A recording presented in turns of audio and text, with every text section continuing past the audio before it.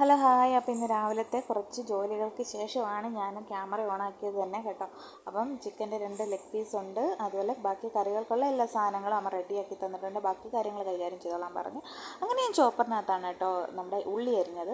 ഉള്ളി നീളത്തിലരിയുന്നതാണ് എപ്പോഴും ചിക്കന് നല്ലത്. പിന്നെ സമയം ഒത്തിരി പോയത് കൊണ്ട് ഞാൻ ചോപ്പറിനകത്തിട്ട് അങ്ങ് അരിഞ്ഞു. പിന്നെ തേങ്ങ വറുത്ത് മാറ്റി വെച്ചിട്ടുണ്ട്. പിന്നെ നമ്മുടെ ചിക്കൻ്റെ ലെഗ് പീസ് വറക്കാനുള്ള ഒരു കട്ടത്തയറിൻ്റെ ഒരു ഇച്ചിരി ഭാഗം എടുത്ത് അതൊന്ന് പുരട്ടി വെക്കാൻ വേണ്ടി ഒരു ഇച്ചിരി ഭാഗം എടുത്ത് ഞാൻ നമ്മുടെ ലെഗ് പീസ് വറക്കാൻ വേണ്ടി അതിനകത്തോട്ട് ഇട്ട് വെച്ചു. അതിനകത്ത് നേരത്തെ മുളക് പൊടിയും ഉപ്പും എണ്ണയും കൂടി ചേർന്ന ഇഞ്ചിയും വെളുത്തുള്ളി അത്രയും ഇട്ട് വെച്ചിട്ടുണ്ടായിരുന്നു. പിന്നെ എല്ലാം കൂടെ പുരട്ടി വെച്ചു.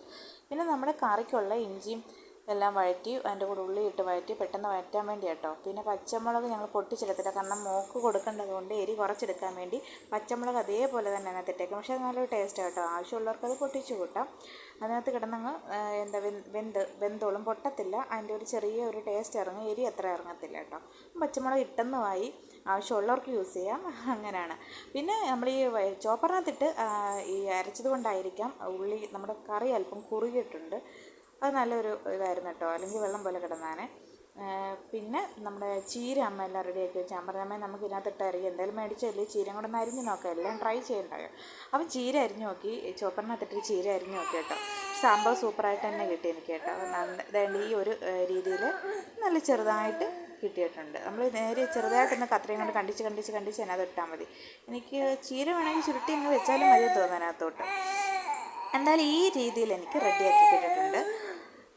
പിന്നെ ചീര അരിഞ്ഞു, ചിക്കൻ കറിയും വെച്ചു. ചീരത്തോരനും ചിക്കൻ കറിയും ലെഗ് പീസ് വറുത്തതായിരുന്നു കേട്ടോ മെയിനായിട്ട്. പിന്നെ മോര് നേരത്തെ കാച്ചി വെച്ചിട്ടുണ്ടായിരുന്നു. അപ്പോൾ എല്ലാ ചീരയും നല്ല രീതിയിൽ അരിഞ്ഞു, നല്ല വൃത്തിയായിട്ട് അരിഞ്ഞു, നല്ല പൊടിയായിട്ട് അരിഞ്ഞ് കിട്ടിയിട്ടുണ്ട് കേട്ടോ.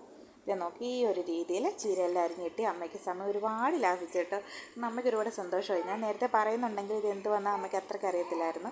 സംഭവം അമ്മയ്ക്ക് ആശ്വാസമായി. അല്ലെങ്കിൽ എല്ലാം കൂടെ ചേർത്ത് വെച്ച് ഇങ്ങനെ അരിയേണ്ട സമയം ഒത്തിരി പോകത്തില്ലായിരുന്നു. പിന്നെ ബാക്കിയെല്ലാം എടുത്ത് വെച്ച് നമ്മുടെ ലെഗ് പീസും വറുത്തു. ലെഗ് പീസ് മോക്ക് കൊടുക്കാൻ വേണ്ടി വാങ്ങിച്ചു കേട്ടോ. മോക്ക് ആദ്യം ഇത് കണ്ടപ്പം പേടിച്ച് പോയായിരുന്നു, ഇപ്പം അത് കഴിക്കും. അപ്പോൾ ലെഗ് പീസും എല്ലാം വറുത്ത് വെച്ച് നല്ലപോലെ എണ്ണ ഒഴിച്ചാൽ ലെഗ് പീസ് നല്ല രീതിയിൽ ഫ്രൈ ആയി വരത്തുള്ളൂ. ഇത് ഇച്ചിരി എണ്ണ ഒഴിച്ച് നമ്മൾ അങ്ങോട്ടും ഇങ്ങോട്ടും തിരിച്ചിടുവാണ് കേട്ടോ.